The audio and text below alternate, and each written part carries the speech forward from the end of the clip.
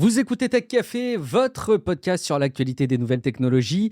Ceci étant, petite situation exceptionnelle pour cet épisode, puisque comme chaque année, en fait ça n'avait pas été le cas l'an dernier, fin 2023, mais c'est le cas en cette fin d'année 2024, et c'était le cas les années précédentes.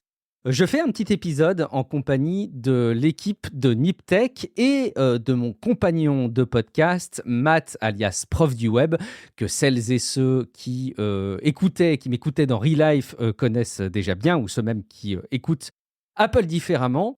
On a fait donc un épisode qui se veut être un format un peu point marquant de l'année 2024 dans le domaine de la tech, avec des prospectives éventuellement pour l'année 2025. C'était assez libre sur le format, j'ai trouvé ça très cool. Et puis, on a également fait un petit élément d'inspiration, donc des éléments un peu plus personnels, comme le veut la tradition de Niptech. J'espère vraiment que cet épisode va vous plaire. C'est un format un petit peu différent au format supplément qui remplace les épisodes hebdomadaires. Prenez plaisir et moi, je vous retrouve dans quelques jours pour un prochain épisode de Tech Café. Ciao à toutes et à tous.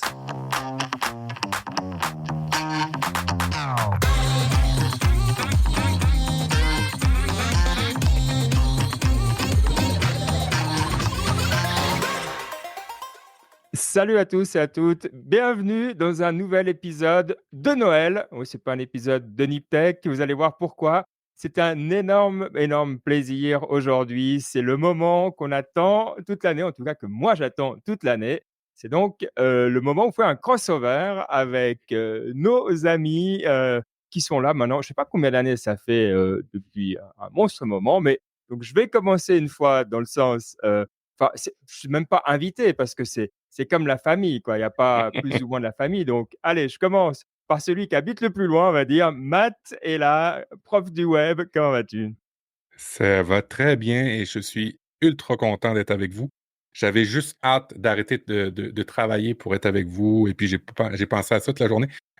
Ça se traduit pas forcément sur les notes de l'émission, mais ça se traduit totalement dans mon cœur, en tout cas. Ah bon, on se réjouit, même si effectivement c'est un peu c'est le mystère. Donc, on va voir ce que tu nous as préparé. Et puis Guillaume de Tech Café est là aussi. Salut Guillaume. Salut Ben, salut Matt, salut la team Niptech. Merci beaucoup de me retrouver là pour ce petit épisode. Moi, je suis ravi de vous retrouver. En plus, j'étais pas là l'an dernier. J'ai sauté un rendez-vous. Vous voyez, je suis pas le maître de la régularité, mais je vais me rattraper avec vous aujourd'hui. Ah bon, on se réjouit également. Et puis évidemment aussi avec nous, Baptiste est là. Salut Baptiste. Salut Ben, salut Matt, salut Guillaume, salut Mike. Ça va bien, toujours content, c'est Niptech, c'est le jeudi, c'est la fin de l'année, là maintenant, effectivement, il y a l'atmosphère, de fin d'année au bureau, tout le monde est là: «Ah, ça attendra l'année prochaine» et puis, enfin bref, non, c'est cool, je suis content et non, ça fait plaisir. Il y a quelque chose de tradition, tu sais, je pense que le cerveau humain, il doit avoir une tendance à aimer ça, donc non, ça fait très, très plaisir, faut dire. Bon, bah, c'est magnifique et en plus j'ai réussi à le faire dans l'ordre de proximité géographique et donc je finis par celui qui est pratiquement on est presque voisins, hein, allez à quelques kilomètres près, c'est Mike. Comment vas-tu Mike? Ça va très bien, très content d'être là et avec mon beau t-shirt de Noël, hein. Je suis obligé de mettre des t-shirts de Noël pour espérer que les gens commencent à venir nous voir sur YouTube pour essayer de dépasser Matt et son nombre d'auditeurs incroyable de 35 000 subscribers. Je suis jaloux. Je crois que voilà, c'est vrai qu'on se voit peu, hein. On se dit chaque année qu'on devrait en faire plus souvent et finalement on n'en fait qu'une par année. Mais voilà, je suis très content et puis ouais, pour moi aussi, c'est la fin de l'année. Je pars en vacances 2 semaines. C'est toujours une belle coupure pour moi ces 2 semaines et donc je me réjouis de parler de tech. Ouais. Bon alors c'est parti, on va y aller. Alors, on n'avait pas envie, parce que c'est la période des fêtes et puis des fois le menu est un peu trop chargé. Cette fois, on avait envie d'avoir un menu un peu plus léger. On va avoir, chacun un thème, que ce soit 2024 ou 2025. Tout le monde va nous donner quelque chose, soit qu'il a aimé, soit dont il se réjouit ou qu'il voit un gros impact. Alors, je veux pas trop vous spoiler, mais je pense que si vous avez un peu suivi les tendances de l'année, il y aura pas non plus d'énormes surprises sur dans quelle direction on va. Mais quand même, on va explorer tout ça. Et puis, évidemment, on ne serait pas entre nous si on partageait pas aussi des choses qui nous ont inspirés. Et donc, on va aussi découvrir voilà, des recommandations dans la deuxième partie de l'émission. Alors, je vais prendre, aller dans l'ordre des notes, hein, simplement. On va commencer avec toi, Guillaume. Donc, c'est le sujet tech 2024 ou 2025. Donc, comme tu le sens le mieux, prédiction ou rétro, comme tu aimes.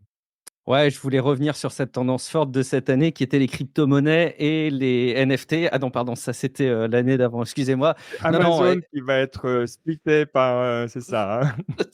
c'est ça, je me mets à jour. Non, non, moi je suis ravi déjà de rattraper. J'aurais presque pu faire une rétrospective sur 2 ans passés, là, mais je me suis restreint à 2024, quoi, qu'on avait vu déjà les tendances arriver. Mais vraiment, ce qui m'a marqué sur cette année passée, c'est bien évidemment l'intelligence artificielle. Plus globalement, c'était dur en fait de trouver un sujet qui ne soit pas de l'intelligence artificielle dans le conducteur pour quelque chose qui soit marquant pour 2024 et qui soit pas des prévisions pour 2025. Et donc, il faut essayer de twister un petit peu ce sujet pour essayer d'en faire ressortir un sous-élément ou peut-être prendre le contre-pied. Moi, j'ai choisi en tout cas de prendre un contre-pied pour 2024, un petit twist, c'est la vidéo, parce que je pense que c'est ce qui m'a le plus marqué durant tous ces derniers mois. C'est des progressions complètement dingues. Je pense que c'était quoi, il y a 1 an et demi, peut-être un petit peu plus, qu'on avait Will Smith avec sa vidéo où il mangeait des spaghettis, où c'était complètement improbable et où c'était presque affreux, quoi. C'était ses premières vidéos générées par intelligence artificielle qui faisaient rire, mais pas parce qu'elles étaient faites pour nous faire rire, mais qui nous faisaient rire malgré elles.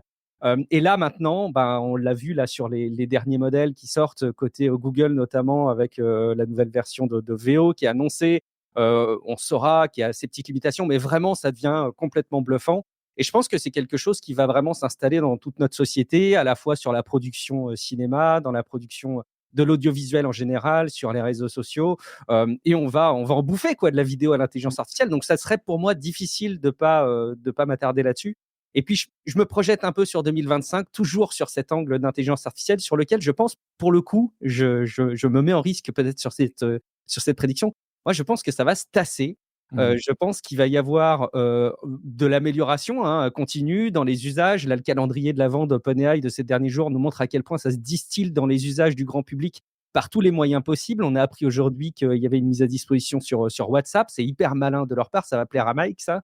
Oui. Et globalement, les usages vont se déployer, vont se multiplier, mais je crois qu'on n'aura pas d'effet waouh. Et je rigole à l'idée que certains attendent une AGI en 2025. Ouh! Voilà, ça c'était un peu mon regard 2024-2025. Évidemment que je vous laisse triturer et sur lequel je vous laisse me contredire ou aller dans mon sens, Ouais, évidemment. peut-être un truc qui me fait penser, c'est que si on regarde une chose qui a changé depuis, qu'on utilise, l'intelligence artificielle, pas sur la vidéo encore, mais sur les photos, c'est qu'avant, bah, pendant des années de podcast, non seulement, bah, on a notre musique d'intro qui est, voilà, pas tout à fait copyright, mais aussi on prenait chaque fois, on allait chercher une photo, puis on la mettait comme image de pour notre podcast et là, c'est plus du tout le cas. Depuis, bah, ça fait bien 1 an qu'on pirate plus.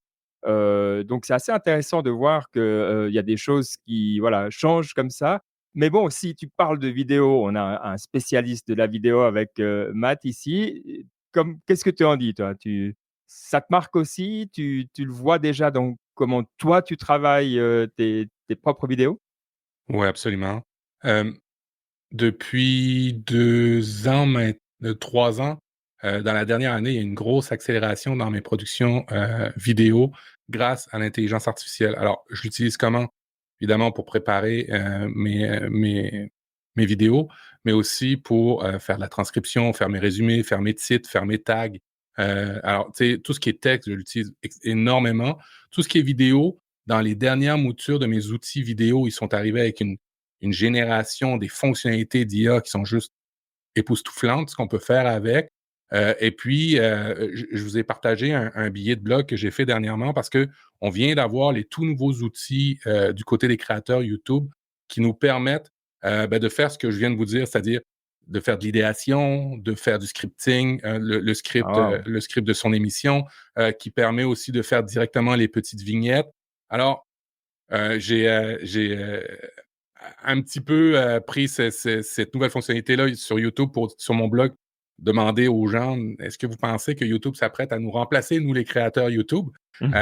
Parce que dans les faits, on voit qu'il y a quand même un peu peut-être de ça en arrière. Alors oui, beaucoup d'intelligence artificielle qui peut-être menace certains créateurs, mais ça va nous forcer à être plutôt créatifs, puis sortir un petit peu champ gauche, sortir un petit peu du lot. Alors Et je trouve juste que c'est bien. peut-être une question, tu dis parce que nous, on a enfin, on n'a pas une présence vidéo très grande. La raison, c'est surtout que c'est long, quoi. C'est tellement plus lent, plus difficile de faire de la vidéo. Est-ce que tu penses que tu as gagné combien de pourcents déjà grâce à tout ça? C'est, 10 20 ou c'est juste que c'est le même temps, mais tu peux faire plus de choses? Euh, je gagne, c'est léger. Ce que je gagne, c'est surtout en qualité que j'avais pas avant. Mmh. Quand tu fais tes descriptions toi-même, quand tu fais tes titres toi-même, tes tags, t'es peut-être pas aussi bon qu'une machine qui comprend le SEO, qui est capable de prédire des trucs qui vont être qui vont peut-être plus attirer l'œil. Alors, j'ai gagné, oui, un petit peu en rapidité, c'est sûr, mais surtout un peu plus en qualité cette année dans mes créations. Puis c'est pareil pour mes outils de publication. Des fois, j'ai un bout de vidéo, je l'ai mal tourné. J'ai un bout de voix à changer, un truc comme ça. Je prends l'outil, pouf, je corrige. Les gens, ils s'en rendent pas compte ou si peu, qui fait que sur cet aspect-là, je gagne du temps parce que j'ai pas à retourner. Mais sur les aspects de création, j'ai vraiment gagné en qualité. C'est vraiment mes outils d'IA maintenant, c'est mon assistant au quotidien. J'essaye de mixer des outils en ligne puis des outils locaux sur mon Mac. Et puis, avec ça, j'arrive vraiment à faire de quoi de vraiment cool. Puis comparativement, tu sais, juste pour terminer avec l'IA, comparativement avec les outils que j'utilisais il y a quelques années où on parlait de low code, on parlait de no code. Maintenant, je Mmh. suis revenu au code, mais avec l'IA. C'est-à-dire que j'utilise quasiment pratiquement plus des affaires simples WYSIWYG, tu sais, d'interface. Donne-moi le code en Python, je le fais en Python, puis ça va. Fait il y a beaucoup de choses qui changent sur la qualité des choses que je fais, que je produis. Et puis, il y avait une deuxième partie qui était la partie un peu prédiction, la partie que ça allait se tasser. Alors là, peut-être je me tourne vers toi, Baptiste, parce que, tu es un peu plus au front, tu vois les choses. Est-ce que tu penses que ça va se tasser? Et puis, après, on va demander à Mike aussi, mais, c'est vrai, en gros, d'habitude, c'est une courbe, hein, donc Ouais, est-ce qu'on suit la courbe ou l'IA, elle est, voilà, elle va pas faire comme d'habitude? je suis à la fois d'accord avec Guillaume et pas vraiment d'accord. C'est-à-dire que si tu dis la courbe, elle est censée monter, ça dépend vraiment de quelle courbe tu regardes selon moi. Si la Le question c'est, cirque est-ce que la de courbe... Gartner, tu sais, le truc triste, quoi. Ouais, mais encore une fois, tu vois, c'est la courbe de quoi? C'est de la courbe du modèle de base, tu vois. En gros, on avait donc GPT-3 en... Attends, c'était quand? C'était en 2022, quand ChatGPT est sorti. Ensuite, on a eu donc 2022-2023. Ensuite, on a eu GPT-4. Et pour l'instant, on n'a toujours pas GPT-5. Et donc, est-ce que la puissance de ce modèle-là va se tasser? Ça, c'est à peu près, ça, c'est tout le monde le dit, tu vois, ça, c'est évident que le consensus, enfin, c'est évident. Disons, le consensus, c'est que ces améliorations comme ça va pas vraiment marcher très bien dans le futur. Donc, avec ça, je suis d'accord avec Guillaume. Maintenant, ce qu'on voit, c'est que, donc, par exemple, il y avait cette année, on a vu OpenAI O1, qui est une nouvelle façon d'entraîner un modèle, qui est un nouveau type de modèle, qui réfléchit plus. Et donc, ça, on a vu que ça continue de s'améliorer. Et donc, je pense que si on regarde plus à l'échelle de le système global qui utilise des modèles différents, est-ce que celui-là, il va continuer de s'améliorer sur une courbe exponentielle? Ça, j'aurais tendance à dire que oui. Et la dernière chose, c'est les interfaces qu'on utilise, tu vois, parce que ChatGPT, tu vois, c'est cool, mais c'est quand même vachement limité, quoi. Je veux dire, pour faire du code, ça marche bien. Ah, mais dans les faits, j'ai pas envie de tout le temps copier-coller de ChatGPT à truc. Tu vois? Et donc, les outils qu'on a qui sont autour de l'AI, est-ce que eux, ils vont continuer de progresser sur une exponentielle? Je dirais que oui aussi. Donc, à la fois d'accord avec Guillaume, mais je pense que dans les faits, pour les gens, je pense pas que ça va s'arrêter, non. Est-ce que tu es d'accord avec moi, Guillaume, ou pas vraiment? Oui, oui, oui, je suis d'accord. De toute façon, bon, et puis je pense qu'on n'est pas les seuls à avoir ce regard-là. Il y a aussi la taille des modèles, la vitesse à laquelle les inférences, enfin, les requêtes vont se faire avec les modèles qui va gagner, le fait que ça va se déployer en local dans pas mal d'appareils sans doute à l'avenir. Mmh. Il y a des annonces d'NVIDIA en ce sens, et puis évidemment, Apple a commencé à dessiner un chemin. Donc oui, je te rejoins, tu dis ça de manière bien plus complète que moi, plus nuancée, mais comment dire, moins sexy pour les auditeurs, mais tu as forcément raison. Ouais. On Mais se rejoint, ouais. bon, Moi, je dirais une chose qu'il faudrait regarder, c'est complète, les Mike, et puis après tu peux passer directement sur ton thème parce que tu c'est aussi un peu dans le sens du contenu, donc comme ça parfait. tu peux ouais. Mais je trouve que ce qu'on doit parler aussi, c'est là, on parle de manière générique. Et on doit peut-être aller un peu plus dans les outils qu'on utilise. Alors, moi, qu'est-ce que je vois comme outils qu'on utilise? ben, on a utilisé un peu 2 outils chez Niptech et moi personnellement. HeyGen, Heygen, je l'ai utilisé pour essayer de traduire ce que je disais dans un autre langage. Dans mon entreprise, on fait toujours des speeches de Noël ou des speeches 3-4 fois par année, mais on parle 4 langues. Donc, comment on fait? Est-ce qu'on doit les faire 4 fois? Non, parce qu'on ne parle pas toutes les 4 langues. Donc, j'ai essayé de le faire avec HeyGen en disant, voilà, maintenant traduis ça moi en allemand, traduis-moi ça dans une langue que je ne parle pas. Et donc, ou peu. Et ça marche plutôt pas mal. Donc, ma bouche parle bien et tout ça. La problématique, c'était la voix, qui n'était trop plate par rapport à ce que j'aurais voulu. Mais je Non, dois dire, tu nous as montré le oui, résultat, c'était terrible. c'était Mais c'est- ouais, malaisant, quoi. oui, C'était mais la vidéo elle-même, je suis d'accord, mais la vidéo elle-même était plutôt pas mal. Et oui, ça, toi, tu c'était étais avec. très beau, toi, c'était Oui, toi, j'avais ce enfin t-shirt en plus. Donc voilà, c'est plus. Ça, un autre que j'ai trouvé, mais je trouve que c'est déjà pas mal. J'imagine qu'en 2025, la voix va s'améliorer et là, on aura quelque chose qui est un vrai use case, que je peux traduire mon contenu avec ma voix actuelle, que ce soit en vidéo ou en audio, et je peux l'utiliser. Je peux commencer ben voilà, Guillaume, Matt, vous allez pouvoir commencer à être successful en Chine, en Thaïlande et dans d'autres pays encore plus exotiques. Et une autre truc qu'on utilise, c'est Opus. Comment ça s'appelle? Opus pour créer les shorts. Euh, Opus Clips. Opus. Opus Clip. Ouais, Opus. Et je trouve que franchement, quand tu mets un lien YouTube et qui te crée les shorts, 10 shorts sur toi, franchement, c'est plutôt pas mal. Alors, je dirais que c'est à 80% bon.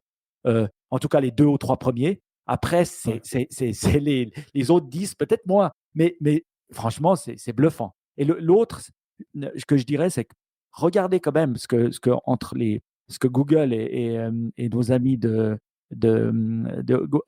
OpenAI viennent de faire entre Sora versus VO, hein. Honnêtement, ça a de la gueule.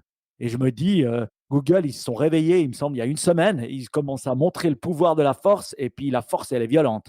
Donc, je me suis dit, et ça faisait, on disait Google a disparu, mais là, on voit des use cases concrets. Donc, voilà, un peu trop parlé, mais je me dirais, quels sont les outils que vous utilisez? Est-ce qu'il y a des noms d'outils que vous utilisez quotidiennement ou hebdomadairement? ouais, Matt, tu voulais réagir? Oui, ben en fait, si vous voulez, petit truc qui m'a été donné par l'équipe de My Chromebook, qui ont aussi une chaîne YouTube et un podcast qui parle des Chromebooks. Si vous voulez avoir Gemini pour quasiment gratuit, achetez-vous en ce moment des Chromebook Plus.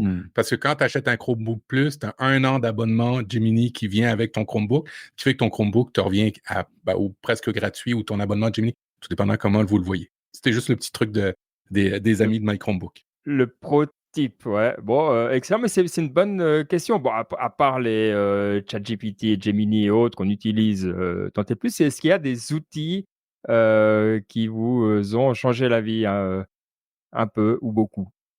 Moi, je suis surpris à chaque fois qu'on me pose la question de m'entendre répondre que non. En fait, il y a rarement des outils que je vais aller solliciter comme ça à base d'intelligence artificielle. Je reste très tradi. J'ai mis vachement de temps à injecter du chat GPT ou du Gemini dans mon activité. Je suis issu aussi d'un environnement d'entreprise. Je vais en reparler un petit peu côté inspiration que j'ai quitté maintenant, mais dans lequel tout était extrêmement fermé. Mmh. Les accès à ces outils étaient tous hyper verrouillés par crainte de fuite de données, par crainte de beaucoup de choses d'ailleurs. Et je pense que ça m'a pas aidé à absorber ces nouvelles technos. Mais non, moi je reste très chatbot par intelligence artificielle. Je n'ai pas beaucoup d'outils comme Sérieux? vous. Ouais, Ah ouais, mmh. c'est fou. Mais, C'est mais vrai je vais que m'y plonger, tu penses? Bah oui. ouais, Mmh. moi, ce que je trouve fou, c'est que tous les jours, j'ai des questions, enfin vraiment, je suis un peu comme Matt disait, avant, je crois que si tu m'enlèves, l'accès à Gemini et autres, je pense que la Sûr. crise d'angoisse, il est pas loin parce que c'est devenu une telle grande partie de mon cerveau de dire: «Ah, je dois faire», même si des fois Ouais. s'il fait pas, je dis: «Mais je dois faire une visualisation de tel truc, comment ils le font dans tel, type d'industrie», et puis tu as tout de suite des idées, c'est vrai que c'est génial. Mais, donc il y a c'est par contre, c'est que d'autres outils, c'est intéressant, hein, parce qu'on voit que c'est toujours la même chose. Il y a les deux Mmh. trois qui dominent. Mmh. Baptiste, toi, tu vois Mmh, d'autres choses? toujours pas, je dois dire. Ouais, Comme dit Opus Pro, ça m'a vraiment bluffé parce que, enfin, non, c'est leur site, c'est opus.pro, je crois, c'est pour ça que je dis ça. Mais non, Opus Clips, c'est vraiment pas mal. J'étais vraiment impressionné par. Tu lui donnes la vidéo YouTube de Niptech et il te fait des shorts qui sont vachement bons avec les captions et tout. Non, c'est vraiment impressionnant. Maintenant, en dehors de ça, pas vraiment, parce que j'ai le même problème que Guillaume, c'est qu'au travail, c'est assez bloqué. Maintenant, on a Copilot qui est absolument nul. C'est incroyable comme c'est Oui. mauvais, mais bref, j'en parlerai peut-être une autre fois. Mais voilà, Ouais, sinon, ouais, on est dans c'est les bonnes limité, quoi. Je choses. l'utilise un peu pour le code, mais pareil, c'est pas quand ça marche bien pour certains types de code, pour le mien, c'est moyen. Donc, tu te rends compte que c'est vraiment une question, et c'est ce qu'on disait un peu avant. Pour moi, c'est vraiment une question d'intégration. C'est vraiment une question de à quel point tu peux avoir ces modèles qui sont intégrés dans ton workflow et qui va te permettre d'avoir ton workflow adapté. Tu vois, c'est ça aussi. C'est que naturellement, tu vois, tu travailles dans une grande organisation, l'organisation va peu à peu fit qu'est-ce qui prend du temps à faire avec des IA ou pas, tu vois. Qui avant, il fallait un département entier, probablement maintenant, il faudra beaucoup moins de gens parce que ce qu'ils font, ça peut être aidé par des IA. Et donc, je pense que c'est des choses qui prennent beaucoup de temps pour faire. Et toi, ton exemple, c'est bon, c'est que tu as un métier où c'est vraiment ultra utile, tu vois, parce que tu analyses des grandes quantités de documents texte, tu as des analyses probablement, Ben, où tu n'as pas besoin d'avoir 100% d'exactitude. Donc, c'est exactement le bon domaine, quoi. Ouais, mais on a beaucoup parlé d'Opus. Alors, vous savez, quand Mike, il s'enthousiasme pour quelque chose, il est vite très enthousiaste et Opus, là, dans le cas présent, ça t'a marqué et tu es devenu une sorte, parce qu'on a aussi dit, hein, cette année, peut-être pour ceux qui nous suivent pas, mais dans ton entreprise, vous avez fait l'expérience TikTok où Oui, vous avez eu des millions de vues sur centaines certaines de vidéos. millions Donc c'est maintenant. la folie, quoi. Oui, Et donc toi, ton mot, ton truc de 2024, c'est short, quoi. Et ça ouais. va faire écho, après on va revenir vers toi, Matt, parce que je pense que vous avez des vues complémentaires, on va dire. Mais c'est vrai que le monde, actuellement, il se divise. Il y a le short form et puis le long form. Et c'est vrai que de plus en plus, on voit que le monde des vidéos s'est développé dans le short form. Alors TikTok est arrivé par là, hein, mais maintenant, les shorts, ça s'appelle des reels sur Instagram, Même ça sur cartonne. LinkedIn, ouais. LinkedIn encore, je ne sais pas. Sur YouTube aussi, les shorts cartonnent de plus en plus. Ils poussent les créateurs de plus en plus à le faire. Moi, je consomme en tant que consommateur beaucoup de long form, peu de short form. Mais je remarque que le short form est un moyen d'accéder au long form. C'est comme faire, en guillemets, du Google Ads ou de l'organique qui permet d'avoir accès à autre. En tout cas, au niveau de notre entreprise, nous, on l'a vu. Euh, Avant, voilà, on pouvait poster des petites vidéos, des trucs. En faisant des shorts qui sont assez rapides, les gens, j'ai vu l'impact des gens qui allaient sur notre site, les quantités de gens qui allaient sur notre site. Alors, pas autant qui visionnaient la vidéo, mais quand même. Et je trouve que c'est assez excellent. Euh, le débat sociétal, il est-ce qu'il faut faire du short pour avoir du long, pour que les gens accèdent à ton long form, ou est-ce qu'il faut le bannir à tout jamais parce que ça va bouffer notre société et ça va tuer nos gamins?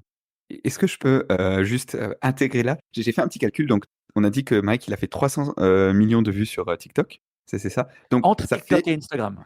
ok, donc ça fait 285 années de personnes qui regardent les vidéos de Mike.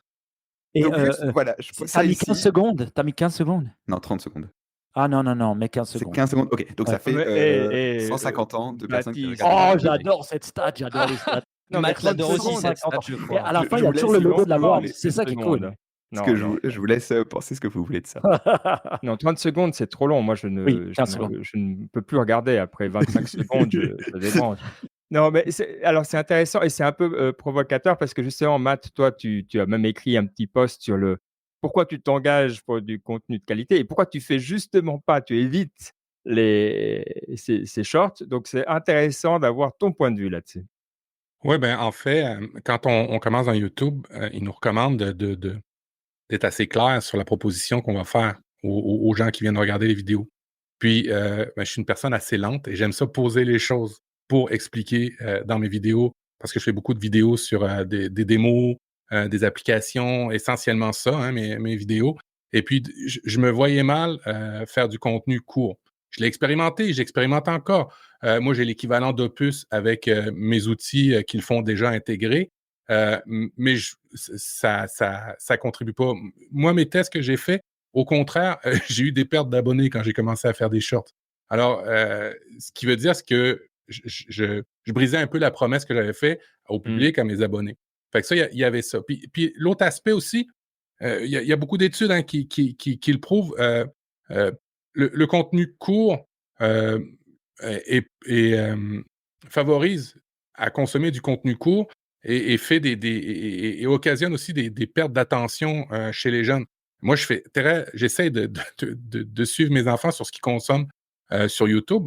J'avais fait un billet il y a 10 ans, ça fait 10 ans que j'ai plus la télé traditionnelle. J'ai du Netflix, j'ai du Prime et j'ai du YouTube Premium. Et puis je fais vraiment attention à ce qu'ils consomment parce que je trouve que ça va vite à consommer, mais c'est pas tant qualitatif, c'est vraiment pour susciter des émotions, des réactions. Alors, en tout cas, ce que j'ai vu moi, alors c'est sûr, j'ai pas vu tes shorts, Mike, mais c'est sûr que dans mon cas à moi, j'essaye de faire attention. Puis je les mets pas jamais. Quand j'essaye de faire des tentatives de shorts dans mon flux, je le mets pas. Je le mets juste sur mon site YouTube.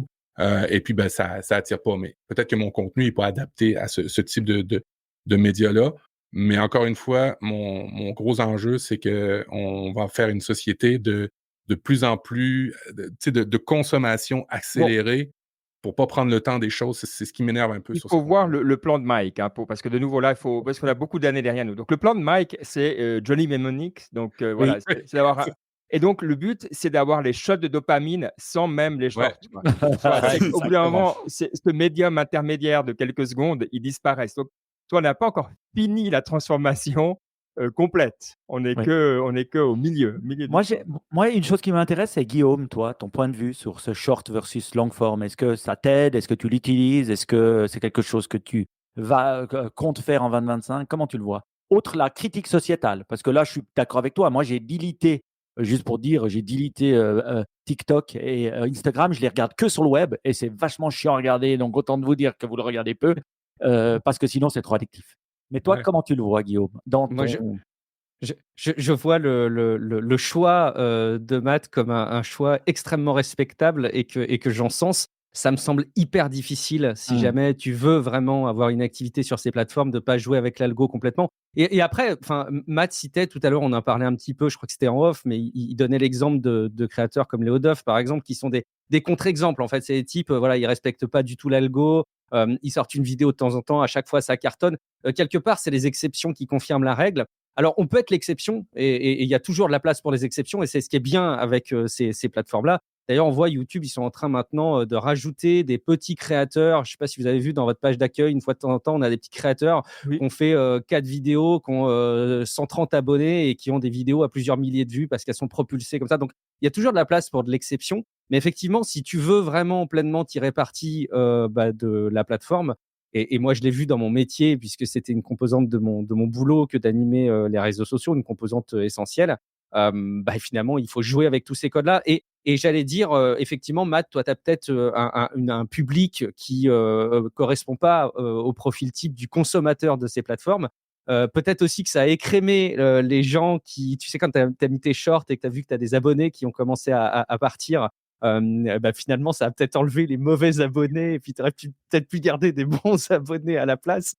C'est difficile de ne pas jouer avec. J'ai discuté à plusieurs reprises avec une personne, on se voit régulièrement. C'est une personne qui a un peu plus de 400 000 abonnés, je crois, maintenant sur YouTube. En fait, c'est devenu par la force des choses son activité professionnelle première maintenant. Et il montre bien effectivement à quel point les shorts, c'est une découvrabilité énorme. Je pense qu'il ne faut pas le voir comme une finalité et je pense que c'est peut-être là la limite quelque part Hmm.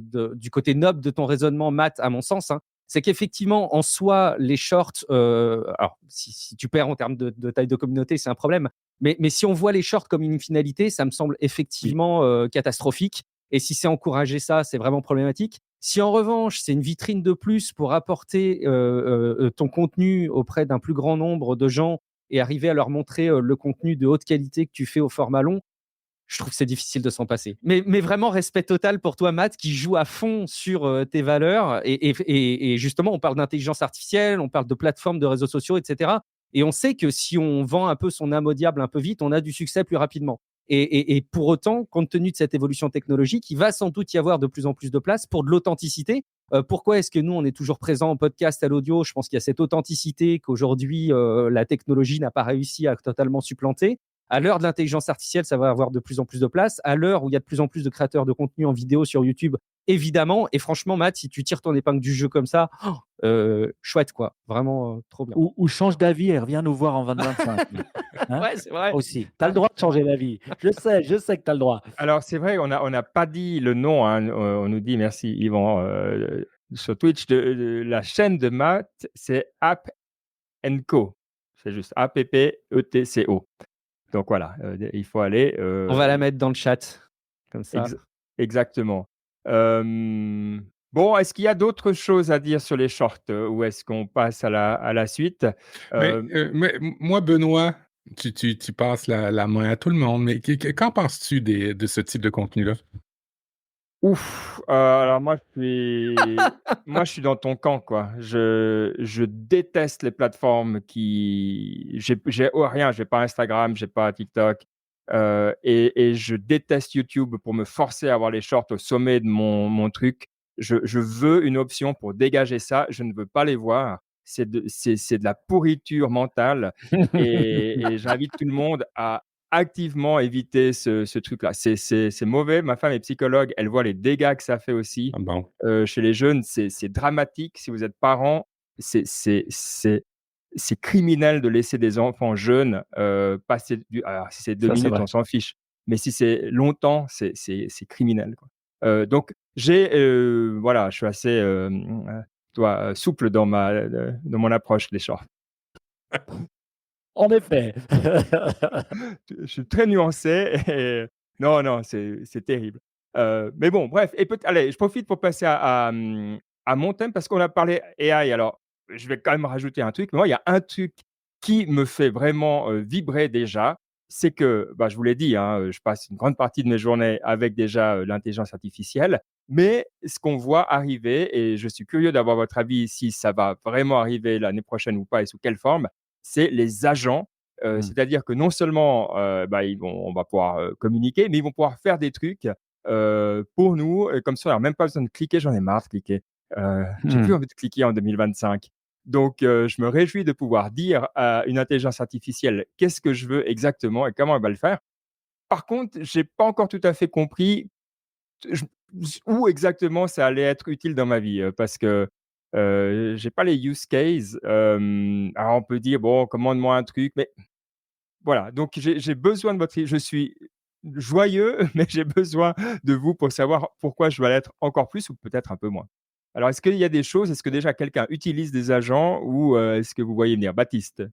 Alors, je suis d'accord avec toi que les agents, c'est cool, mais je pense que c'est le genre de choses qui va venir sur, tu vois, sur 5-10 ans, pas l'année Ah prochaine. Parce non. que c'est tellement de boulot pour les intégrer, pour les faire marcher. Même aujourd'hui, tu vois, c'est dur à faire marcher. C'est même pas que on a la technologie, tu vois, qu'il y a des startups qui ont la technologie et qu'il faut juste la déployer. Non, c'est vraiment aujourd'hui, même les startups ou les gens les plus au cutting edge, ils ont du mal à le faire marcher. Et j'ai peur que le premier endroit où tu vois des agents, ce soit dans les trucs de service client, Tout là à où tu as fait. pas envie d'avoir affaire à une IA, en fait. Tu vois, là Bah, où avant il y avait un Ah, humain. ah, Ah Alors, non, moi j'ai ça envie dépend. d'avoir affaire à une IA, moi, quoi. Le problème, c'est que, tu vois, en tout cas, moi, quand j'appelle le service client, en général, c'est le dernier recours. C'est que ça marche pas. Et en général, j'ai besoin d'appeler un humain pour qu'il me débloque mon truc parce qu'il faut un accès spécial, machin. Oui, Donc puis tu là, appelles un humain qui est niveau 1 qui va te dire: «Ah bah moi j'arrive pas, je vais vous passer au niveau 2». c'est ça. Et donc, sauf que maintenant, l'IA, enfin, j'espère que tu as raison et que ce sera mieux. J'ai juste peur qu'en fait, au début, on déploie des agents dans les situations où c'est vraiment à bas Mais risque. Et en fait, que ça ajoute juste une couche où Mais l'agent, il peut-être pourra qu'avant. cliquer sur ton écran, tu auras plus besoin de donner l'accès, tout ça. Il Non, c'est viendra, il regarde, il dit: «Ah mais c'est ça que tu veux faire?» mais le bouton, il est là et puis il te le fait clignoter et puis, non, c'est possible, parce que le c'est bug, il possible, est hein. tout le temps entre la chaise et le Je ne suis pas clavier d'accord donc avec cette je je ne suis pas d'accord avec ça. Mais, non, mais en tout cas, dans les faits, je pense que les agents, ils vont se mettre, tu vois, à les premiers agents qu'on va avoir, en tout cas, ce sera vraiment les pas les low hanging fruits, comment tu dis ça? Les fruits les plus bas, il faut demander à c'est Matt qui connaît toutes les expressions, comment on dit? Low hanging fruit en bon français. oh mon Dieu, je le sais pas, j'ai pas non, je suis pas d'abord, si vous voulez essayer certains agents qui cliquent à votre place, il y a déjà des images que vous pouvez installer chez Anthropic, et vous pouvez, directement avec une VM, ou un Docker, je me rappelle plus, un container, vous pouvez avoir une image Linux, lui passer les commandes verbalement et il va cliquer, il va faire toutes les, manipulations que vous voulez faire sur un ordinateur. Alors ça, moi, tu vois, Baptiste, c'est le saint graal de l'accessibilité pour moi. On laisse une forte quantité de gens en arrière à cause du faible niveau de littératie dans la tech. Tous et chacun, on travaille dans ce domaine-là un peu. Et puis, il y a beaucoup, beaucoup de gens qui sont laissés à la remorque, qui acceptent pas, c'est compliqué. Faut pas se le cacher quand on entre en relation, exemple, avec des institutions, des banques, des gouvernements. On laisse aussi une grosse majorité des gens en arrière à la remorque parce que nous, on a un professionnel au gouvernement qui a décidé que ça prenait le formulaire A38B avec la copie carbone bleue, exactement. Alors, Et n'oubliez pas de remercier cette personne, parce que c'est important ce travail aussi, s'il vous plaît. alors, pour moi, les agents, d'abord, il y en a déjà que vous pouvez tester. Allez chez Anthropic. Sur GitHub, il y a l'image, vous pouvez télécharger puis l'essayer. Et puis, les agents vont amener un niveau d'accessibilité à l'apprentissage, au savoir et aux services publics et d'entreprises, et ainsi de suite, qu'on n'aura jamais vu jusqu'à maintenant. Puis, je suis désolé, mais je suis dans le camp de Benoît, moi, quand j'appelle au service. De toute façon, ici, on a beaucoup de difficultés à trouver des gens qui sont bons dans les services niveau 1, 2, 3. Et puis, quand on les a, malheureusement, c'est n'importe quoi. Je préfère parler avec Claude ou Gemini 2 millions de fois avant, puis ils vont me donner la réponse plus rapidement Oui. que pouvez-vous débrancher votre routeur, pouvez-vous réteindre votre ordinateur, tu sais, des trucs comme ça, c'est n'importe quoi. Après avoir attendu une demi-heure, parce qu'il n'y a Oui, pas assez c'est de monde, ouais. Oui. c'est ça, Ouais. c'est ça. Et j'aimerais dire un truc quand même, que moi, je suis pas d'accord avec ce statement que ça arrive dans 5 ans. Pourquoi? Parce que moi, je l'ai vu Ah, et ouais. nous, on va l'implémenter et le tester l'année prochaine, en 2025. Et c'est quoi? Nous, on a Salesforce Et et vous l'avez Salesforce. utilisé pourquoi, pardon? Pour? Oui. Ah, oui, non, je vais dire pour le service client, mais je dirais que techniquement, c'est faisable. Techniquement, c'est faisable et je l'ai vu fonctionner. Je l'ai vu fonctionner, je l'ai testé et je l'ai vu fonctionner. Et alors, bien sûr, ça va pas être aussi simple parce que ça va être certains use cases, mais je vous donne un use case, par exemple. Pour nos appareils, là, tu devais, quand tu appelais, bah, tu appelles, on te reconnaît, voilà, on te parle, ou tu peux chatter avec nous. Mais là, en utilisant Salesforce, bah voilà, tu dois quand même installer Data Cloud, qui est une layer où ils mettent toutes le data de tout ce que tu as sur les clients sur une couche dans lequel l'IA va aller taper et puis va pouvoir. Mais ça veut dire que même si tu as appelé le service client, bah voilà, il aura la voix de tout ce que tu lui as dit il y a 5 ans, de tout ce que tu as acheté, de toutes les choses que tu as voulu, de toutes les réparations que tu as eues. Et franchement, un agent humain ne connaît pas ça. Il n'a pas la possibilité de le faire. Donc, tu vas lui l'appeler. Le seul problème, c'est de reconnaître sécuritairement que c'est bien toi. Comme ça, tu ne fais pas des conneries. Hein. Donc, il va devoir avoir un 2 tiers authentification. Vous seriez halluciné de savoir que quand j'en ai parlé à Salesforce, il n'y avait même pas réfléchi. Ça m'a foutu les boules. Hein. Je me suis dit, une boîte qui fait 34 milliards, qui n'a même pas pensé à ça. Mais enfin, ça, c'est une autre chose. Et, et une fois que tu avais ça, Mais ça c'est parce que marchait bien. tu as parlé aux représentants, tu n'as pas Ah non, parlé aux non, je sais pas. ingénieurs. Non, j'ai parlé aux ingénieurs parce que Ah j'étais ouais, à ok. Dreamforce. Je suis allé à Dreamforce, donc je les ai vus. Ils étaient tous indiens d'ailleurs. Ils n'étaient pas américains. Les bullshitters marketing étaient américains et, Ouais, tout à fait. les ingénieurs brillants étaient indiens d'ailleurs. Tous les VP Tech étaient indiens. Et voilà. Donc, je l'ai vu fonctionner et c'est vrai que pour le service client, c'est incroyable parce que tu vas téléphoner, il va te connaître mieux que n'importe qui. Ben Tu oui. vas pouvoir interagir avec lui, ça va être génial. Et je vous dis que dans 2 ans, c'est terminato. Pourquoi aussi? Parce que le service client est très dur à gérer, de trouver des bonnes personnes et aussi de les conserver. Et donc, moi, j'ai vu toutes ces boîtes à Salesforce, Dreamforce et la moitié, et c'était les grosses boîtes, hein, L'Oréal et tout, ils étaient déjà en train de faire des POC sur ça. Ça veut dire que ça, c'est implémenté en 2025, si ce n'est en 2024 pour ceux qui débutent. Moi, Moi, j'ai beaucoup de mal à. j'ai essayé une compagnie québécoise qui ça s'appelle BotPress, qui, dans le fond, c'est un agent conversationnel. Tu branches avec tes informations d'entreprise, tu branches avec un SharePoint, tu branches avec des trucs comme ça. Écoute, que tu écrives avec des fautes, que tu écrives pas comme il faut, que Ouais. tu écrives n'importe quoi, merde, il donne la bonne réponse Ah à ouais. tout coup. Un humain ne fait pas ça. Il va dire vous exprimez mal, monsieur, veuillez me rappeler, vous vous fâchez. Ouais, c'est ça, tu vois. Excuse-moi, Guillaume, je t'ai coupé.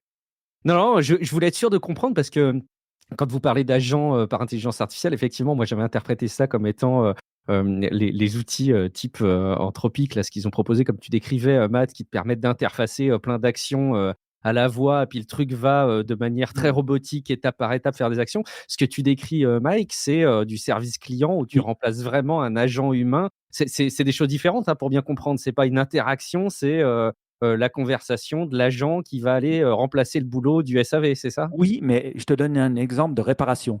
Tu as une réparation d'un produit. Donc, t'appelles, je dois te donner un numéro de série, je dois contrôler quand tu as acheté le produit, je dois te faire une proposition sur le prix de la réparation, je dois t'envoyer un carton. Toutes ces choses-là, franchement, au téléphone, c'est horrible à faire. C'est horrible Mais pour le quand tu dis client. que tu l'as vu, et que tu l'as vu et que ça t'a Ah, je l'ai vu faire. convaincu et que vous allez le déployer en 2025, Est-ce que tu as vu des cas Oui, typiques oui. en fait, c'est l'éternel sujet sur ce type de techno, à mon Non, je l'ai sens. vu. Je l'ai vu. En fait, si tu veux, c'est toujours le sujet qu'on pourrait faire l'analogie avec la conduite autonome. C'est que finalement, tu as 95% des situations où c'est des trucs extrêmement classiques et où effectivement, ça va beaucoup aider.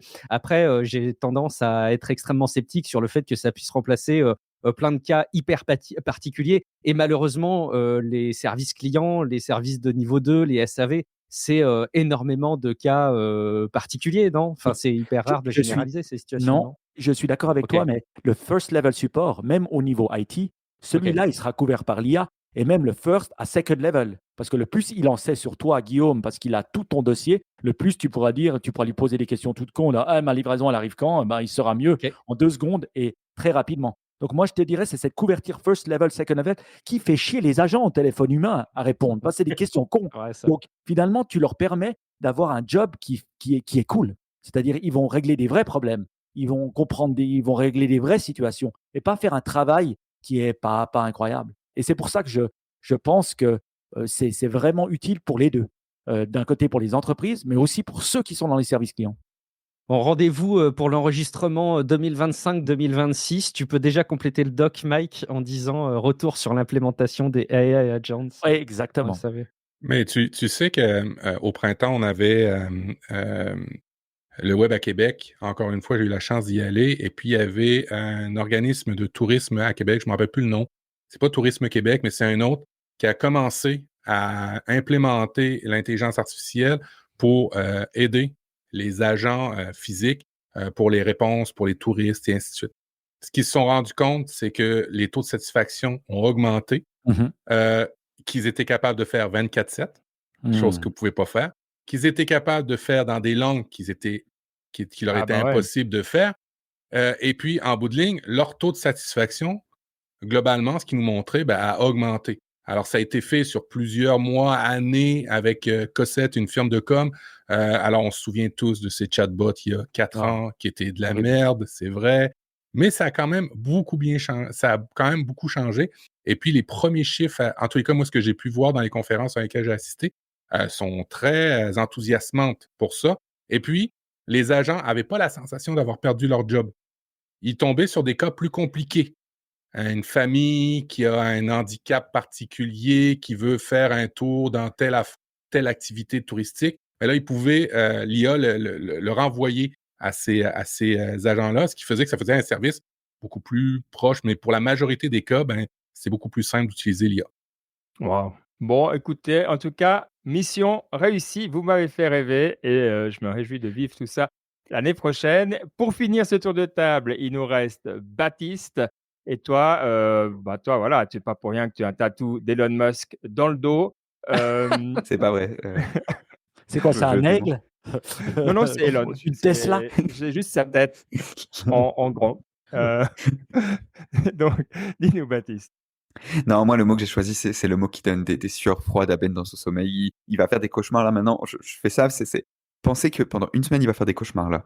Après que je dise le mot. Attention. La dérégulation. Redis encore, redis encore. Dérégulation. Non, Non, mais bien sérieusement. dérégulation.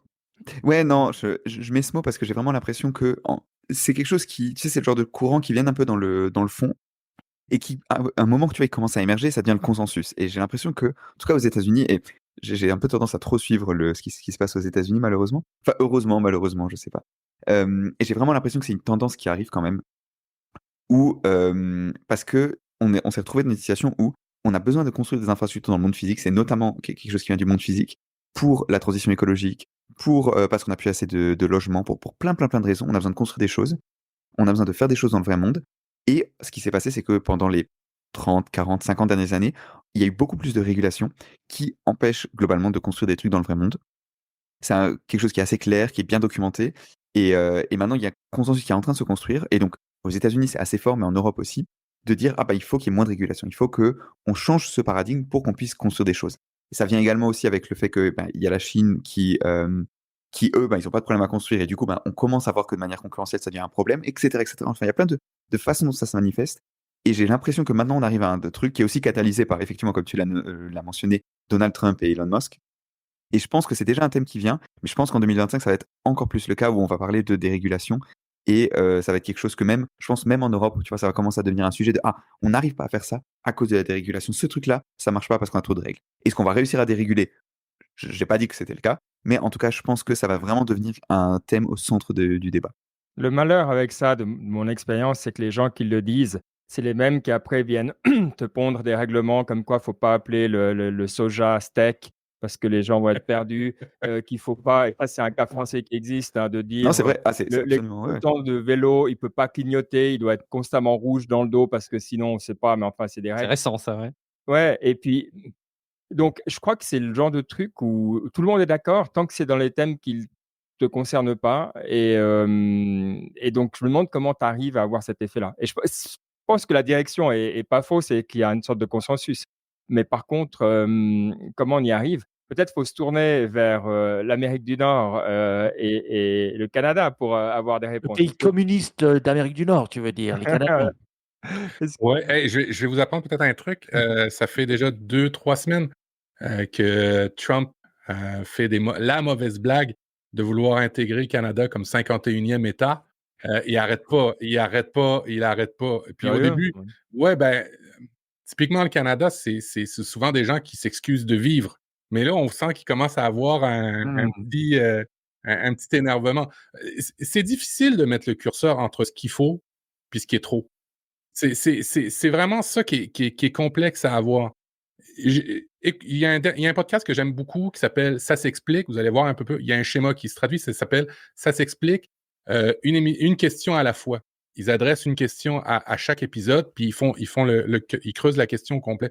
Puis ils ont remarqué que beaucoup de réglementations qui avaient entouré la protection des enfants faisaient qu'en bout de ligne, en ce moment, on se rend compte qu'il y a des enfants qui sont de moins en moins autonomes. Alors tu dis: «Ah ouais, mais là, on a trop régulé, va falloir déréguler». Ouais, mais c'est lesquels? C'est quoi qui fait que c'est ça qui est compliqué, le curseur à le mettre, comme il faut. Puis tu vois, en Californie, tu mentionnes les États-Unis, mais tout vient de la Californie. Je lisais le dernier rapport sur l'État de Californie sur l'intelligence artificielle, hier. Dans les grandes lignes, ils veulent mettre de la régulation parce que c'est un peu n'importe quoi, n'importe comment. Puis, tu sais, quand on parle d'IA, ben, il y a des biais parce que les jeux de données sont pas bien utilisés. C'est plus des hommes blancs de tel âge quand on génère des images. Alors, tu vois, il y a plusieurs. Alors, c'est vraiment très compliqué, mais il faut se poser ces questions-là parce que sinon, ça devient l'anarchie. Et puis, l'autorégulation du privé, j'y crois peu ou pas beaucoup. Je dis pas, tu vois, je dis pas qu'il n'y a pas ces problèmes-là. Je dis juste que j'ai l'impression que pendant, tu vois, depuis, je sais pas, 2015, tu vois, il y avait vraiment cette notion de la tech, ça devient systémique, tu vois, ça pose des problèmes et ces problèmes, comment est-ce qu'on les règle? Par la régulation. Tu vois, c'était vraiment le schéma de pensée qui était ultra commun et non disputable. Et j'ai l'impression qu'on va arriver à un stade où peut-être que ce sera toujours le cas, peut-être qu'on va quand même dire on résout les problèmes avec la régulation, mais ce sera plus la solution par défaut, tu vois. Mmh. Ou on va push back parce qu'on va se dire est-ce que c'est vraiment le meilleur, la solution, tu vois? Moi, j'aimerais dire Ouais. un truc sur la régulation, parce que je pense que ça dépend les domaines. Parce que la régulation de la tech, elle va arriver. Et elle va arriver même sous Trump. Il va plus réguler, il va plus réguler peut-être certains aspects de la tech, voilà, notamment les réseaux sociaux, les choses comme ça. On voit que ça arrive avec du age gating et des choses comme ça qui sont bien, hein, à mon avis. Mais je pense que les États cherchent de l'argent. Regardez ce qui se passe en France maintenant. Oui. Regardez-les. En fait, on est en train de payer le fait qu'on a beaucoup dépensé pendant le Covid. Alors en Suisse, on a la chance d'être assez fiscalement responsable et on a peu de dettes. On en a, mais peu par rapport aux autres États. Et je pense qu'à cause de ce problème-là, qu'on doit commencer à repayer nos dettes, on va se rendre compte que la régulation est un frein.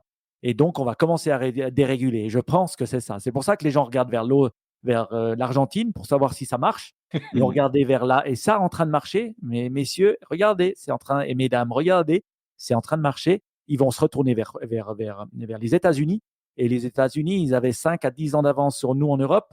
Peut-être maintenant, ils en ont plus que 2 avec l'IA, ça va plus vite.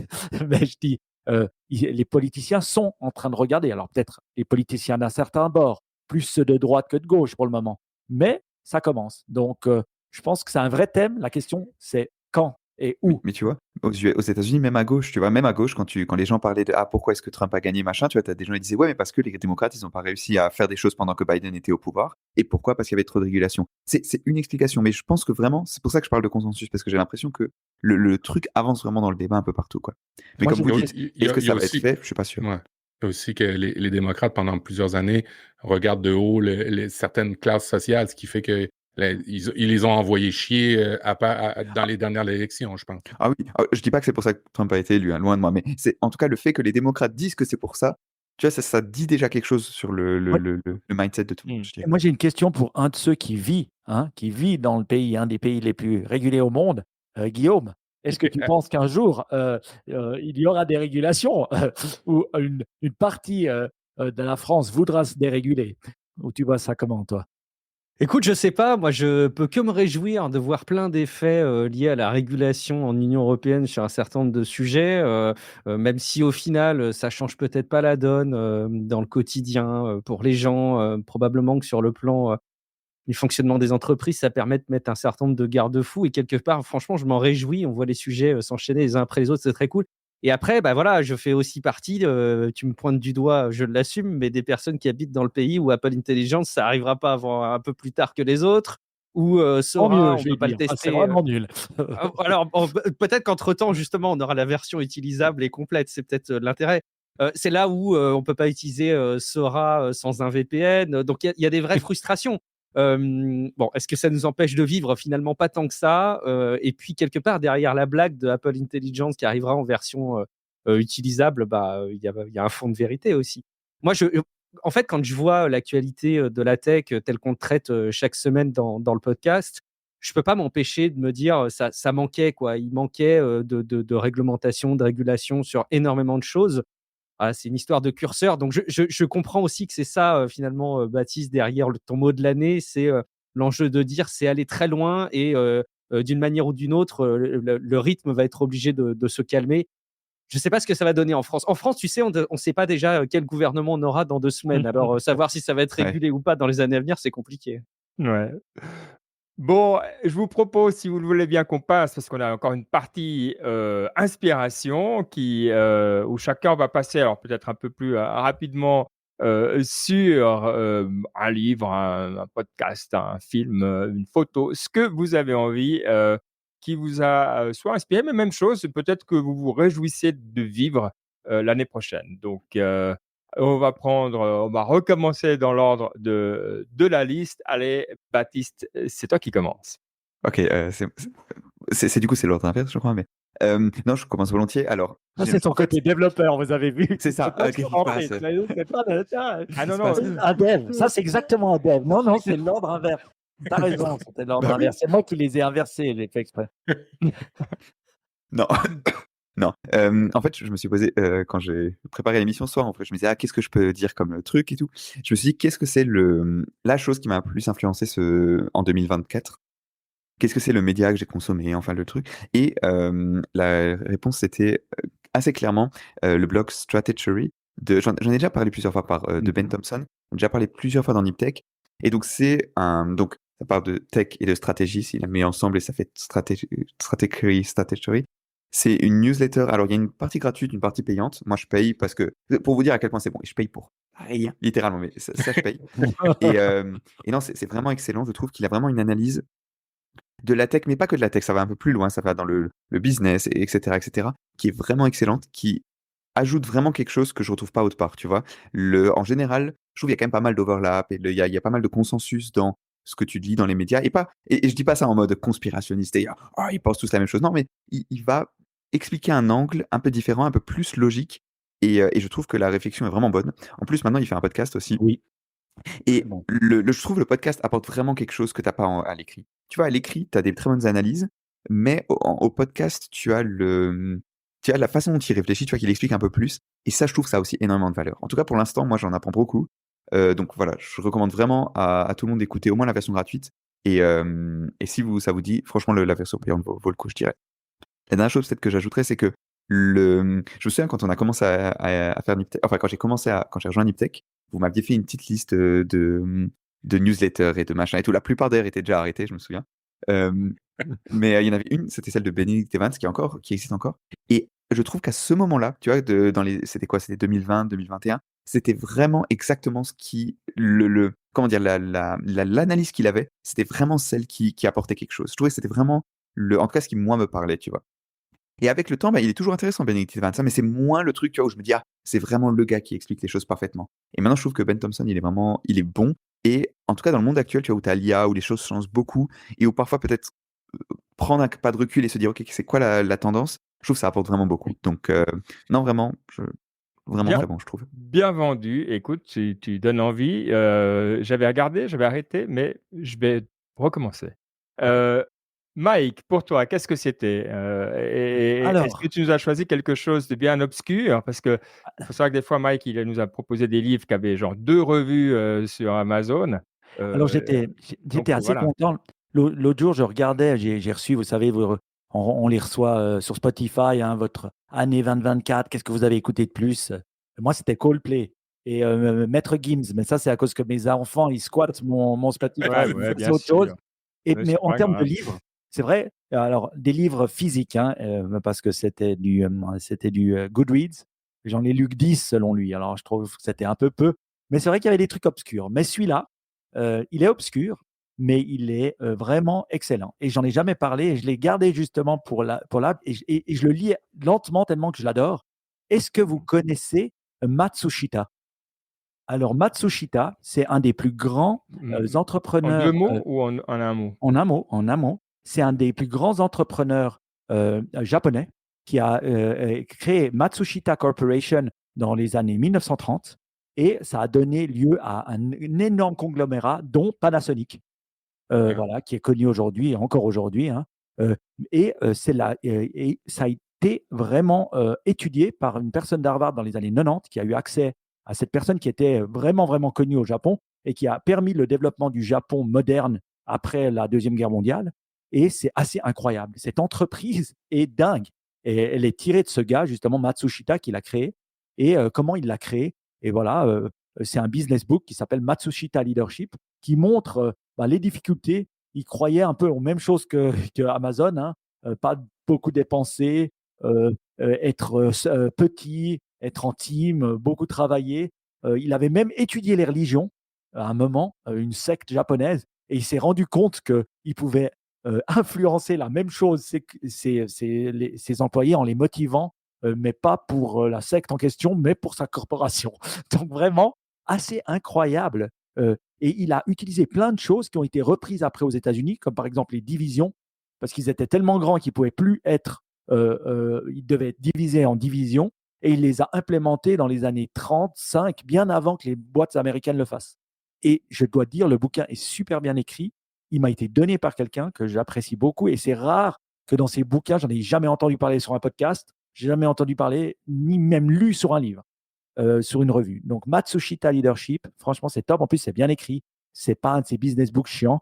Je peux que vous encourager à le lire. Et il n'est pas en Kindle en plus, et ni en audiobook. Il est Vous en êtes obligé Kindle. d'avoir un bouquin physique. Et pour que moi, je lise un bouquin physique, mes amis, c'est que Non, il non, doit il être est bien. Kindle. Mais par Il est contre, sur Kindle. oui, oui, oui, donc voilà. Mais la Et version est moins chère en physique qu'en Kindle, donc c'est bon, ben parce que je l'avais reçu physiquement, donc je suis obligé de le lire. Et voilà, je suis obligé de mettre la lumière dans mon lit. Et voilà, donc je vous encourage, Matsushita Leadership, un bon bouquin. bon, allez, moi je vais, vous donner ma recommandation. Alors, il faut savoir que Mike a une passion dans la vie, c'est d'envoyer, des petits WhatsApp aux gens en leur disant qu'il faut qu'ils lisent ça ou qu'ils fassent ça. Donc des fois, on a une petite mission de Mike qui arrive et donc un jour, Mike m'envoie un truc, avec un article sur, Frédéric Lenoir qui a écrit un bouquin sur Marc Aurèle qui s'appelle «Le rêve de Marc Aurèle». Et il venait faire une conférence et j'ai dit à Mike: «Ah génial, donc on y va ensemble?» Et il m'a dit: «Mais de quoi tu parles?» Donc voilà, il m'avait donné la mission, mais sans, lui-même lire ce qu'il m'avait envoyé. Hem, mais tout ça pour dire que j'ai été à cette conférence, donc il a Ah, fait bien. Donc ça, c'est voilà, ça c'est du leadership. Il savait que c'était bon pour moi sans même, avoir regardé plus que ça et c'était la conférence donc sur ce livre, Le rêve de Marc Aurèle. Vous savez que je suis un grand fan de toute l'époque, stoïque. C'est hyper accessible si vous connaissez Frédéric Lenoir. C'est vraiment des bonnes introductions. C'est Mmh. solide, il invente pas de trucs, mais c'est agréable. Donc voilà, j'ai trouvé que c'était vraiment un très bon livre et puis c'est comme toujours, hein, quand on travaille les fondamentaux, on connaît, puis d'un coup, il y a un mot, un truc.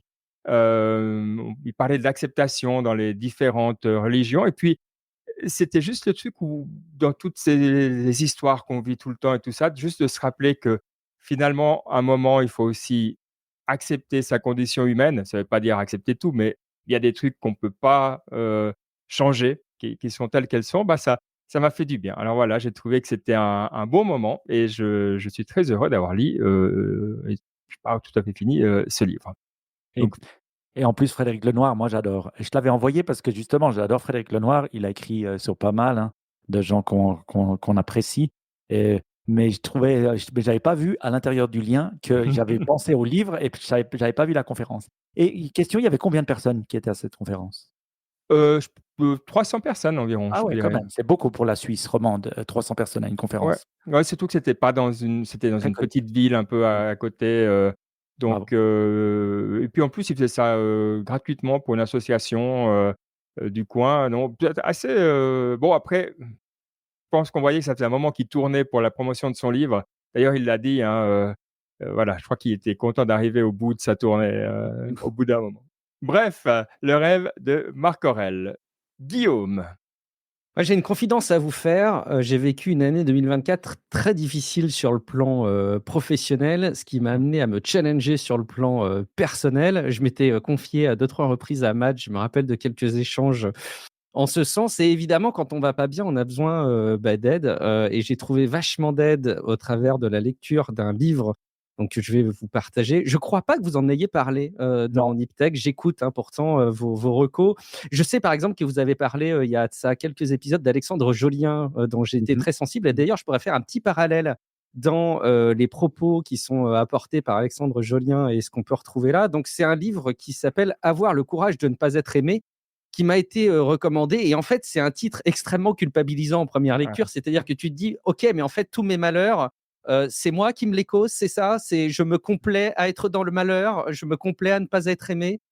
Et en fait, oui, mais non. Et il faut lire évidemment le bouquin pour avoir la teneur. En fait, ça s'appuie sur un courant de pensée qui s'appelle la psychologie adlérienne, qui est tirée d'un monsieur qui s'appelle Adler, qui est autrichien, je crois, qui a dû vivre au début du XXe siècle et qui a d'ailleurs fait des travaux psychologiques entre les deux guerres, qu'ils a redéveloppés par la suite. Et c'est des travaux qui s'appuient sur une démarche visant à effectivement mieux vivre dans son quotidien, et ce bouquin est a priori régulièrement décrit comme étant des sortes d'épiphanies pour beaucoup de monde qui, subitement se mettent à être un peu heureux dans leur vie, simplement parce qu'ils ont lu le bouquin et bien évidemment, ça leur a ouvert les yeux sur un certain nombre de choses.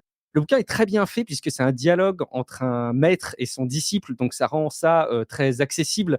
Ça peut faire penser à des rapports entre un Socrate et un Platon, en ce sens qu'il y a une espèce de disciple et puis une espèce de maître qui dialogue, et ce dialogue rend les choses hyper compréhensibles. C'est vraiment à la portée de n'importe qui en première lecture. Je pense que c'est typiquement le genre de bouquin qu'on peut lire à plusieurs reprises. Et moi, ça m'a énormément aidé, à la fois en termes d'acceptation de moi, de ma condition, de mon bonheur. Et ça m'a donné des idées et un peu d'énergie pour la suite de ma vie. Je ne peux qu'encourager à peu près n'importe qui, que vous soyez hyper épanoui ou pas très à l'aise en ce moment, à vous plonger dans le bouquin parce que ça se lit très vite et je suis sûr que beaucoup en ont à en tirer. Donc voilà, je voulais vous partager ça comme étant un petit cadeau de fête de fin Waouh, d'année. très beau. à vous. Et ce que Ah j'aime dans ouais. c'est ça, c'est que des fois, à des moments, c'est les bouquins qui nous choisissent. Tu Mmh. vois, il y a quelqu'un qui nous propose quelque chose et c'est le bouquin qu'il nous Ouais. faut à un moment donné et on ne sait pas pourquoi. On appelle ça la chance, on appelle ça le karma, on appelle ça ce qu'on veut, mais finalement et c'est ceux-là qui nous touchent le plus. Ces livres qu'on lit des fois presque par hasard et puis qui sont, des épiphanies. En tout cas, waouh, ouais, ça me donne envie de le lire ou de l'écouter. Bah, surtout, c'est ça, il y a beaucoup de ces livres, hein, mais ceux qui ont été testés et qui ont délivré quelque chose, c'est pas tous. Donc, effectivement, je pense que là, on l'a tous mis dans la liste des choses à lire en 2025 Oui, et aussi. d'ailleurs, Ben va le lire en japonais, parce que l'auteur est japonais. Il s'est dit- Les deux auteurs, il y a deux auteurs, en fait, ils ont travaillé à Ouais. deux. Ils sont japonais, Et effectivement. Matt va faire la version Audible en canadien, parce qu'on adore écouter les trucs traduits français du canadien sur Netflix. Mes gamins me disent, mais c'est quoi cette histoire? Ben voilà. Donc Matt, tu vas nous faire la version Audible canadienne, française. C'est parti. C'est parti. Mais quel est Ah, Bernard. ce que toi, tu nous recommandes, Matt? Ah, alors, j'ai vraiment la difficulté. J'ai beaucoup de choses à faire en ce moment, et puis beaucoup de ma consommation de livres se passe plus physique. Et malheureusement, que ce soit Kindle ou papier, j'ai trop lu avant de me coucher, ce qui fait que maintenant, à mon âge, je lis une page, deux pages, troisième page. Donc, j'utilise beaucoup Audible et j'utilise beaucoup aussi des applications, surtout pour tout ce qui est développement personnel, les trucs de quasiment de life hacking. J'utilise des applications, vous savez, qui font des raccourcis de livres, des résumés. Alors, c'est 15-20 minutes, c'est cool. Puis bien souvent, ces livres-là, il y a beaucoup de préambules, il y a beaucoup de mise en forme au début, puis finalement, il y a 2-3 trucs, et puis bon, ben, ça fait un résumé par rapport à ça. Alors ça, c'est l'application que je vous recommanderais. Moi, j'utilise Headway, qui est une application qui fait des raccourcis de livres. Elle propose, quand on regarde les raccourcis de livres, deux méthodes, soit audio. Alors, évidemment, c'est des voix synthétiques, mais ça commence à être de mieux en mieux, ou bien soit directement les lire. Et en plus, ils prennent les quotes les plus intéressantes des livres, puis ils les mettent directement dans ces pages-là. Ce qui fait que pour 15-20 minutes, vous pouvez vous dire ah, ben, est-ce qu'il est bon ce livre-là? Vous tapez le résumé, puis s'il est bon, ben, vous l'achetez et vous l'écouterez sur Audible ou en papier. Et puis sinon, cet été, j'ai écouté en famille. Je pensais vraiment, on est allé à New York en auto, alors c'est 10 heures aller, 10 heures retour, une vingtaine d'heures. Ça se prend bien un livre comme ça en famille. Alors, j'ai donné à des adolescents à écouter avec moi, avec ma conjointe, le livre de Michelle Obama. Ils m'ont Ah, adoré quand je les ai annoncés. oh là là. Ça Ah va être ouais. long, ils se sont dit. Ça va être long, cette histoire. Ça va être long. Et puis, j'avais peur parce que j'avais écouté le livre de Barack, et il entrait dans des détails, dans des... Ce gars-là est ultra brillant, mais l'esprit de synthèse, il l'avait pas. Je pense que l'esprit de synthèse, il l'a marié. Ça s'appelle Michelle Obama. Et puis, son livre est vachement plus...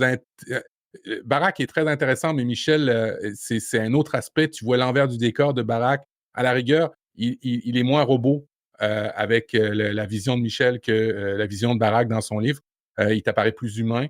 Et puis, ce qui était chouette pour mes gars, c'est que ça sensibilise mes enfants, qui sont des jeunes hommes blancs, à une réalité qui est tout autre. Des femmes noires aux États-Unis d'une certaine époque.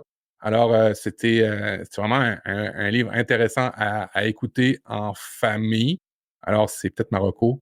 Ben, il y a plein de beaux livres audio. Vous pouvez même les choisir des fois et puis les imposer comme lecture ou écoute imposée, en fait. Ouais, écoute, Matt, chapeau, ouais. est-ce que l'application dont tu nous parles ne fait pas donc des résumés de livres? Est-ce que finalement les résumés de livres sont pas au livre, ce que les shorts sont au format long Ah Mais oui, sur oui, YouTube? je le savais. J'ai dit, jusqu'à maintenant, je m'en tirais bien, mais je suis trop avec des gens brillants, ils vont me le sortir, c'est sûr. Mais On pouvait pas ne pas te la faire. Mais non, c'est sûr que quand il y a un livre qui m'intéresse, je l'achète, puis je vais plus profondément. Je dirais que c'est plus quasiment pas la préface, mais tu sais, le résumé en arrière du livre, mais beaucoup plus gros, qui me permet d'aller plus loin un peu sur ces livres-là. Alors, je me suis rattrapé, j'ai grossi le résumé de l'endos du livre, moi. Je l'ai grossi pour avoir du Ah, contenu c'est plus long. ça, c'est ça. Non, mais excellent, et puis, bah, c'est vrai que c'est une bonne idée finalement pour ces voyages, Oui. en voiture, plutôt que, ouais, de donner à chacun son écran, Ouais. C'était surtout d'essayer de trouver un truc qui est vraiment complètement à l'opposé de notre famille, pour les mettre devant des réalités sur lesquelles ils sont bien protégés. Les garçons, tu sais, ils ont pas les mêmes réalités que dans certains États américains et tout. Alors, c'est juste pour leur montrer, vous êtes chanceux dans une certaine mesure. Et moi, j'ai une question. Quand on écoute pendant 10 heures un audiobook en famille, Est-ce qu'on fait des pauses? Est-ce qu'on parle par-dessus? Est-ce qu'on se gueule dessus pendant un moment ou c'est vraiment, on écoute? Alors, avec des adolescents, on doit faire des pauses aux heures pour manger. Il faut manger, tout le temps manger. On arrête, on mange, on mange, on mange, on fait des pauses, on rembarque. Et puis oui, ben, c'est sûr, il faut faire des pauses dans tout ça, mais et puis des fois, faut se le permettre hein, avec des livres. Il y a un chapitre, il t'ennuie un peu plus, il y a un passage, tu l'avances, c'est tout. Mmh. C'est pas compliqué. On n'est pas obligé de le Tout à finir, fait. un livre. On n'est pas obligé de le prendre au complet, un livre. Euh, c'est comme ça que je le vois. OK.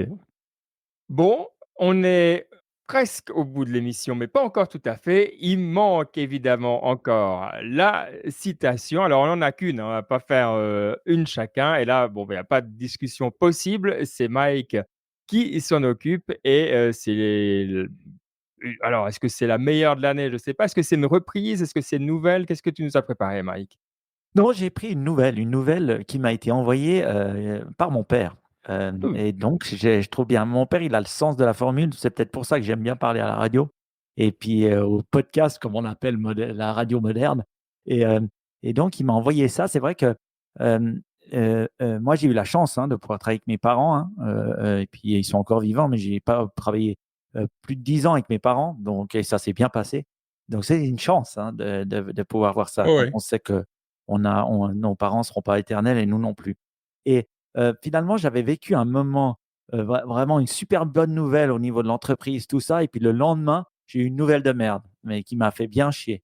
Et il m'a envoyé une citation que je pense que c'est lui qui l'écrit hein, souvent. Et, et c'est celle-là. Donc, je vais la lire en anglais parce qu'il m'a renvoyé en anglais. Et puis, tu la traduiras, Ben. Et puis, Ça peut-être marche. Matt en québécois s'il ne comprend pas ce qu'on dit. Alors, il dit la chose suivante. When good, when good news comes your way, a negative attack often follows, as if success must always be tested by challenge. Donc, lorsqu'une bonne nouvelle arrive, elle est souvent suivie, d'une attaque, d'une mauvaise attaque, d'une attaque négative, comme si le succès devait toujours être mis à l'épreuve. Voilà. Et je trouvais que c'était bien, en tout cas, elle m'a parlé en ce moment-là parce que j'avais justement ça. Et puis finalement, dans la vie, tu as des highs, des lows. Et puis c'est en permanence comme ça. Donc, c'est pas parce que voilà, t'auras jamais que des succès. Souvent, c'est bien. Et puis, c'est tous ces challenges finalement c'est ces challenges qui te rendent plus fort. Mais ça te rend aussi humble. Et c'est une bonne chose. Donc, c'est une quote qui m'a été envoyée cette semaine et donc non, c'est une nouvelle quote. Et je ne sais pas si elle vous parle, par exemple. Non, mais ce que ton explication me parle, c'est un truc que j'essaie d'expliquer à mes enfants. Euh, ça va paraître con, puis ça va paraître un peu, mais d'être content de faire des erreurs. Parce que dans l'explication que tu donnes, là, je sais pas, mais dans le système éducatif suisse ou en France, l'erreur est mal vue. Mhm. Mais non, mais non. Et puis, faut absolument trouver l'aspect positif d'une erreur parce que tu vas apprendre. Alors là, l'erreur, c'est de refaire la même erreur. Mais c'est mais c'est ça. Et c'est vrai que dans le sens de la phrase de ton père, ben c'est un peu ça. C'est que c'est bien d'être testé, ça t'apprend à apprécier peut-être plus. Bref, non, je trouve que c'est cool. C'est surtout Parce que beaucoup plus cool que ça vienne de ton père que n'importe quel C'est ça, Socrate c'est ou ouais, c'est l'histoire. ça. Ouais, oui. Ok. Ce que je trouve chouette, finalement dans la situation, c'est qu'au-delà au-delà de la bonne nouvelle et au-delà, du succès qu'on peut avoir, ce qui est intéressant, c'est qu'en seconde lecture, on peut y voir aussi à quel point on est à l'épreuve de notre enthousiasme, quoi. À quel point est-ce que finalement cette bonne nouvelle, on est capable de la faire sienne, de la chérir, de la nourrir et de pas trop, se faire avoir par les épreuves négatives qui arrivent derrière. J'oserais dire que c'est presque une pensée adlérienne qu'on pourrait trouver dans un livre du genre Avoir le courage de ne pas être aimé, mais je ferais peut-être trop de liens.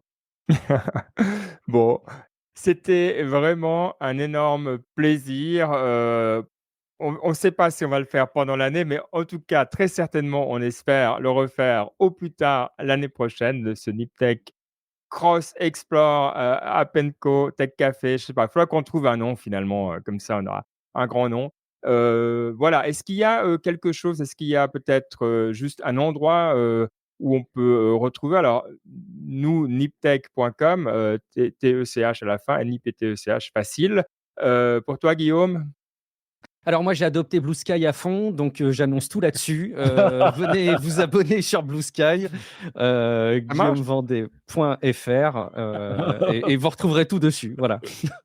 Mais tu content ou c'est par À sens du fond. devoir? OK, Ah, content. c'est évidemment par sens du devoir, mais en plus, j'en suis content. Vraiment, je trouve que la plateforme, pour l'instant, ça se passe bien. Oh, wow. Pour l'instant, il n'y a pas tout ce que je pouvais trouver de très négatif ailleurs. Je suis à peu près sûr que ça se mettra à l'épreuve du grand Ah oui. volume de gens qui vont arriver, hein. Forcément, c'est mécanique. Mais pour l'instant, ça se passe bien. Les outils sont pertinents. Et tu vois un following qui vient te voir sur Blue Sky? Ouais, Donc il y a tu de un peu le l'activité. first, tu Tout un à peu le fait. first mover? Oh, non, pas du tout, je pense pas, je pense pas être le first mover du tout, mais par contre, non, je vois de l'activité, je vois des abonnements. Typiquement, j'aimais beaucoup le format de Mastodon. Je trouvais qu'il y avait quelque chose de très noble dans ce réseau social, y compris sur le plan technique. Force est de constater qu'il était trop complexe pour qu'il y ait des gens, qui viennent, massivement dessus et qu'il y ait aussi cette espèce de quantité minimum pour qu'il y ait du dialogue, et je la retrouve un petit peu sur Blue Sky. Donc, viendez sur Blue Sky, c'est cool. Alors c'est noté, c'est fait, c'est suivi. Et pour toi, Matt? Ah ouais, et comme dans le temps, vous savez, les sites web, c'est profduweb.com, vous allez avoir tous les liens qui vont bien. Et puis, ben, si vous voulez vous abonner à ma chaîne, et c'est pas vrai que les communautés YouTube sont des trolls. La mienne, j'en suis tellement content. Des gens bienveillants, je suis tout le temps surpris. Puis ce que je trouve cool, c'est que c'est une communauté de gens qui m'encouragent. Ah, tu pourrais faire mieux, tu pourrais. Ah, pas dans le sens oui, tu pourrais faire. Genre, ça, c'est Non, pas des trolls du tout. non, non, non, non, non, non. Non, je vais me reprendre. C'est une communauté qui me donne des idées. C'est une communauté qui participe et puis qui se répond entre elles. Et ça, je trouve ça vraiment cool. Alors, profduweb.com, et puis il y a les boutons qui vont bien pour suivre mes autres communautés, notamment celle de YouTube. Bon, c'est fantastique. Passez d'excellentes fêtes et à tout bientôt. Ciao. Ciao, ciao. Ciao. Ciao.